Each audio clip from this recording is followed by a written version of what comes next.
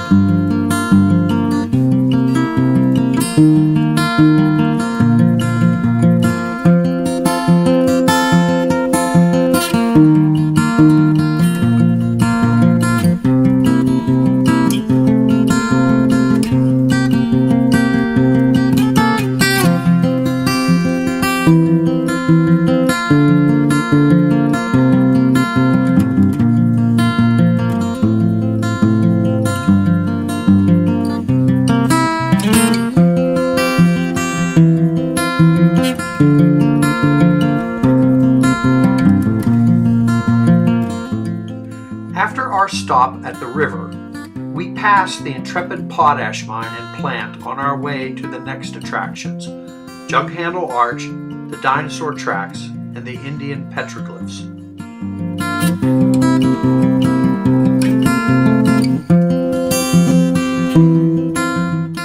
A bit beyond the junction of Long Canyon and Potash Roads is Jug Handle Arch, an interesting geologic formation along the Colorado River just south of Moab.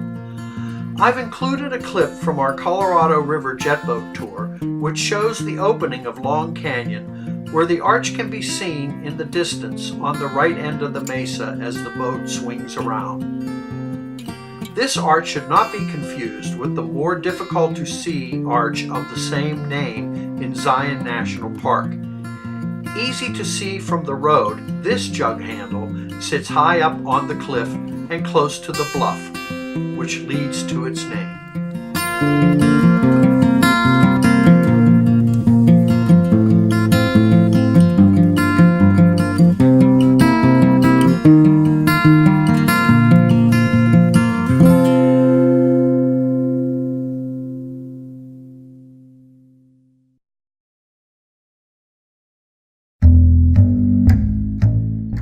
Moab is right in the middle of dinosaur country. The geologic strata of the area is piled high with sedimentary rock from the heyday of the dinosaurs, from the late Triassic through the early Cretaceous in many places. And at a few spots, vestiges left by dinosaurs can be easily seen. One such place is right along Potash Road, just outside Moab itself. Left in Navajo sandstone, the Potash Road dinosaur tracks come from a time dating to about 190 million years ago. The world was quite different then. Today the tracks rest on a slab perched on a rocky hill within a stone's throw from the Colorado River, but when the tracks were made, the area was a sandy shore of a lake. There is a faint trail that leads towards the site and zigzags up the ledge to this flat rock with the most visible dinosaur tracks. According to a sign and an article I read in a Smithsonian magazine, the tracks were left by at least 3 different size classes of theropod dinosaurs. The Potash Road tracks are wonderful monuments from a time when dinosaurs were at home in Utah. We started up the trail but soon discovered that we 2 seniors, who were not used to rock scrambling, were a bit hesitant to take on the climb up a narrow ledge with such a dangerous drop if our footing became misplaced. We turned around and carefully climbed back down, settling on a photo from Google Images to show us what discretion being the better part of valor caused us to miss. Oh well, at least we were able to stretch our legs a little after such a long day riding in the Jeep.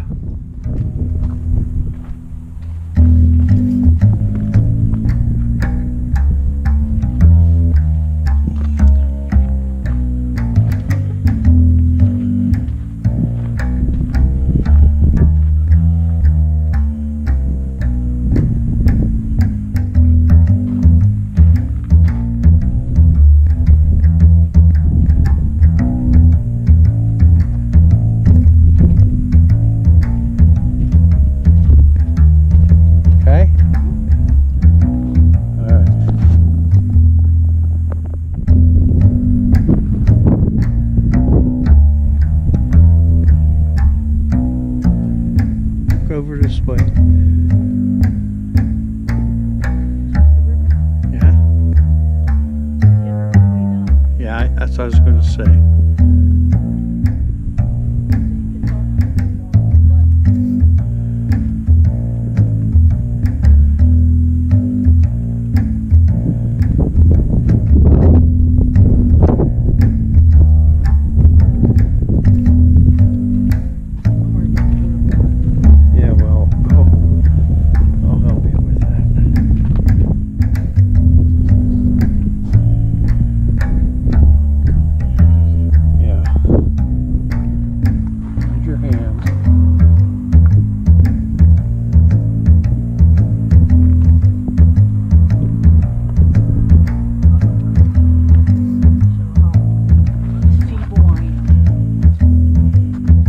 The trail that we had to come up and down, it got worse as we went up, so we turned around.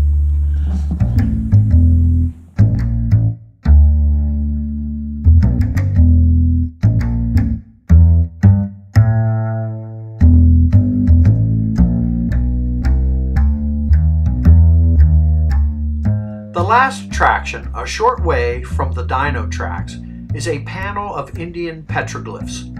Set quite high above the road, this ancient artwork is in good condition and not spoiled by modern graffiti. The drawings have a good variety of forms and styles depicting human figures, animals, hunting scenes, and abstract shapes, carved on rock that is either natural orange-brown in color or stained black by desert varnish.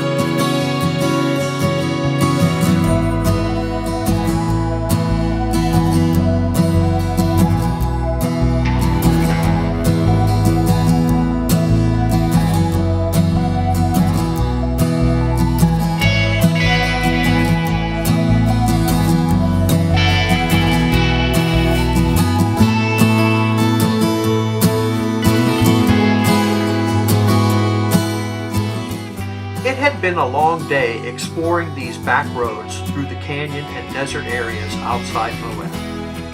Driving down the Schaefer switchbacks and seeing the sights along Potash Road were certainly worth the time and effort it took driving out from Pennsylvania for this memorable trip. From the Potash Road scenic byway, we turned onto Interstate 191 to make our way back to Moab and a well-deserved rest at our room at the Inca Inn. We hope you enjoy tagging along with us on this wild ride in the West. Thanks for watching.